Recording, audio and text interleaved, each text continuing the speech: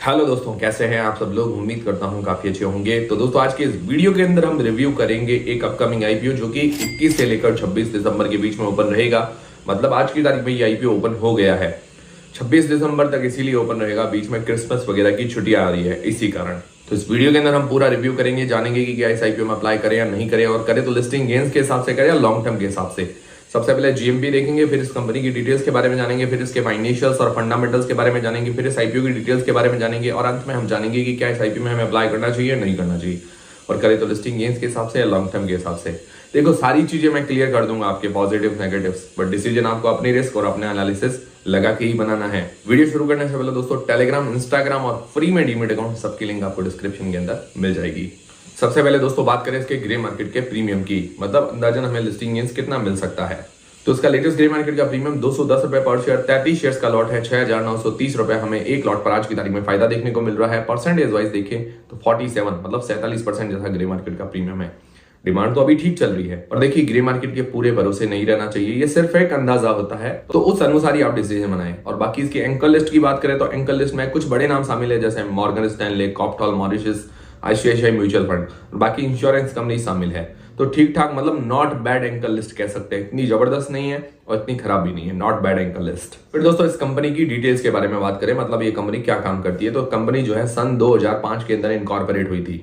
करीब करीब 18 साल पुरानी कंपनी है, और ये कंपनी फार्मास्यूटिकल कंपनी है और 3 सेगमेंट्स के अंदर डील करती है, मतलब बिजनेस करती है। इसके अंदर सबसे बड़ा इसका जो बिजनेस है कॉन्ट्रैक्ट डेवलपमेंट एंड मैन्युफैक्चरिंग, मतलब जो फार्मास्यूटिकल जितनी भी दवाइयां वगैरह होती है तो कॉन्ट्रैक्ट बेसिस पर, मतलब अलग अलग जो कंपनीज होती है उनको क्या है कि मैन्युफैक्चर करके देती है, रिसर्च डेवलपमेंट वगैरह करना होता है, वो सारी चीजें ये करके देती है। तो इंडियन कस्टमर्स के अंदर कहे तो टॉप 15 जो इंडियन मेडिकल कंपनी है, फार्मा कंपनी जिसको कह सकते हैं, उनमें 14 इसकी कस्टमर्स हैं। अब टॉप में कहे तो सिप्ला, ग्लेनमार्क, मैनकाइंड, ऐसी कंपनीज इसकी कस्टमर्स हैं, तो कस्टमर बेस इसका ठीक है। फिर दूसरा काम है ब्रांडेड जेनेरिक का।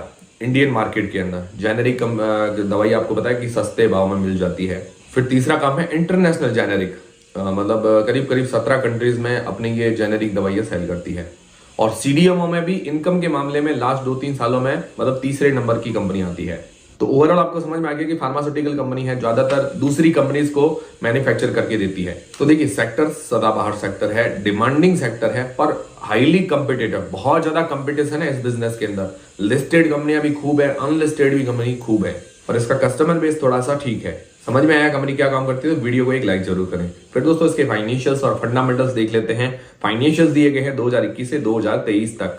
तो 3.5 सालों में अगर देखिए तो इसके एसेट्स लगभग 3 गुना जैसे हो गए हैं, तो ये अच्छी ग्रोथ है। और रेवेन्यू अगर देखें 2021 से 2023 के अंदर तो 412 करोड़ से 935 करोड़ रुपए हो गया है, लगभग 2 गुना से ज्यादा की ग्रोथ है रेवेन्यू के अंदर। और इसका प्रॉफिट देखें तो 34 से 68 करोड़ रुपए हो गया है, लगभग 2 गुना जैसी ग्रोथ है। हालांकि जो प्रॉफिट मार्जिन है वो घटे हैं, और प्रॉफिट मार्जिन जो है 10% से भी कम है, ये थोड़ा सा नेगेटिव लगा मुझे। बाकी इसकी नेट वर्थ बड़ी है, इसके हाथ में रिजर्व कैश 317 करोड़ रुपए के हैं, और इसके ऊपर जो बोरोइंग्स उधारी है 442 करोड़ रुपए की, ये सबसे ज्यादा है। और ये आईपीओ से फ्रेश इश्यू से जो पैसे जुटाएगी उसके अंदर इन्वेस्टमेंट या बोरोइंग्स जो चुकाने के लिए 168 करोड़ रुपए जो है खर्च करेगी, उसके बाद भी इसके ऊपर उधारी रह जाएगी। तो ये मुझे फाइनेंशियल्स के अंदर नेगेटिव लगा, बाकी रेवेन्यू प्रॉफिट के अंदर अच्छी ग्रोथ है। फिर दोस्तों इसका पी मतलब प्राइस टू अर्निंग्स रेशियो देखे तो 31.64 का निकल कर आता है, और इसका रेवेन्यू करीब करीब 900 करोड़ रुपए के आसपास का है 2023 के अंदर।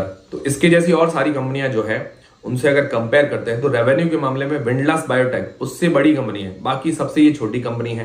पर अगर बड़ी बड़ी कंपनी से देखिए, लॉरस लैब्स वगैरह है, उनसे महंगी वैल्यूएशंस पर आ रही, किसी से महंगी है किसी से सस्ती है।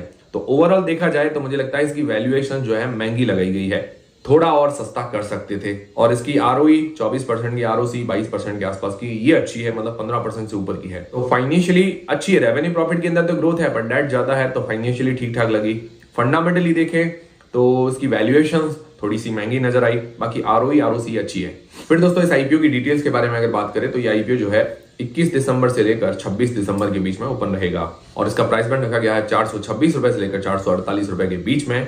33 मतलब 33 शेयर्स का ये लॉट है, और इसका इश्यू साइज है 570 करोड़ रुपए का, जिसके अंदर फ्रेश इश्यू है 320 करोड़ रुपए के, और ओएफएस है 250 करोड़ रुपए का, जिसके अंदर कुछ उधारी चुकाने के अंदर, कुछ नया प्लांट वगैरह लगाने के अंदर पैसे काम मिलेंगे। और इसकी लिस्टिंग डेट है 29 दिसंबर को, रिटेल पोर्शन 35% का रखा गया है। अब दोस्तों ये हो गई पूरी आईपीओ की डिटेल्स। अब सबसे मेन सवाल ये आता है कि क्या इस आईपीओ में अप्लाई करना चाहिए या नहीं करना चाहिए, करे तो लिस्टिंग गेन्स के हिसाब से, लॉन्ग टर्म के हिसाब से। उससे पहले आपके पास या आपके फैमिली मेंबर्स में किसी के पास डीमेट अकाउंट नहीं है, खुलवाना है, तो उसकी लिंक आपको डिस्क्रिप्शन के अंदर मिल जाएगी।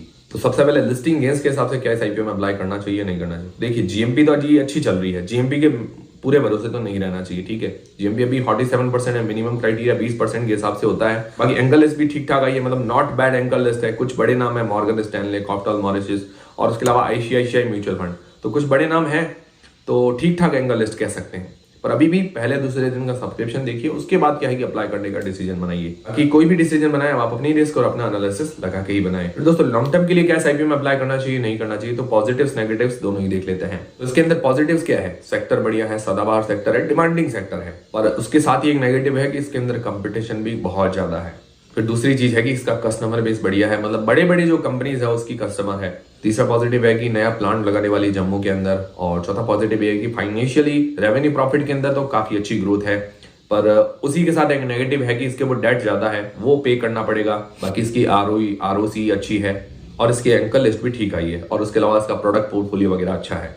नेगेटिव्स में क्या है, नेगेटिव्स में ये है कि डेट इसके ऊपर ज्यादा है। दूसरा इसकी वैल्यूएशन थोड़ी सी महंगी है। तीसरा इस बिजनेस के अंदर बहुत ज्यादा कंपटीशन है, मतलब सिक्योरिटी नहीं है, क्योंकि बहुत सारी कंपनियां ऐसा काम करती है। तो देखिए इसके अंदर मुझे ऐसा लगता है कि इसकी वैल्यूएशन सस्ती होती, डेट थोड़ा और ज्यादा चुका देती, तो मुझे लगता है कंपनी और ज्यादा बेहतर होती, आईपीओ और ज्यादा अट्रैक्टिव नजर आता। बाकी ओवरऑल ठीक है और डिमांड भी ठीक चल रही है। पर देखिए पहले दूसरे दिन का सब्सक्रिप्शन देखिए, डिमांड कैसी चल रही है, उस बेसिस पर आप डिसीजन बनाइए। बाकी देखिए दोस्तों, अप्लाई करना नहीं करना वो आपको सोचना है। आप लोग क्या करेंगे, क्या इस आईपीओ में अप्लाई करेंगे नहीं करेंगे तो लिस्टिंग गेंस के हिसाब से या लॉन्ग टर्म के हिसाब से मुझे कमेंट करके जरूर बताइएगा। और वीडियो पसंद आया है, सारी चीजें क्लियर हुई है, तो वीडियो को लाइक जरूर करें, चैनल को सब्सक्राइब कर लें। मिलते हैं दोस्तों अगले वीडियो के अंदर।